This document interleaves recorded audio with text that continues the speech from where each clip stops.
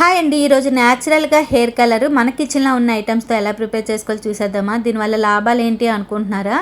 White hair ఉన్న వాళ్ళకి hair అనేది బ్లాక్ అవుతుందండి, వైట్ హెయిర్ రాకుండా చూసుకుంటుందన్నమాట. మన కిచెన్లో ఉన్న ఐటమ్స్ తోటే 2-3 హెయిర్ కలర్లు అన్నీ ప్రిపేర్ చేసుకోవచ్చండి. కాకపోతే చాలామందికి తెలియదు. మరి ప్రాసెస్ ఏంటో చూసేద్దామా. స్టవ్ మీద బాండి పెట్టుకొని 1/2 కప్పు ఆవాలు బాగా బ్లాక్గా వచ్చే వరకు ఫ్రై చేసుకోవాలి. అండ్ తర్వాత ఇందులో కలుంజీ సీడ్స్ అండి, అంటే నల్ల జీలకర్ర అంటారు కదా.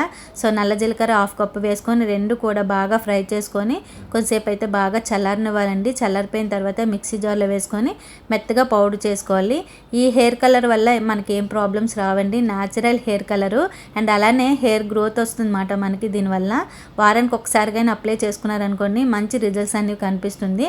అండ్ ఈ పౌడర్ అయితే ఒక బౌల్లోకి అయితే తీసుకున్నాను. ఆవు నూనె అండి, ఇది 1/2 కేజీ తీసుకున్నాను అనమాట. మనకి చాలా రోజులు వచ్చేస్తుంది. ఇలా హీట్ చేసుకున్నాను.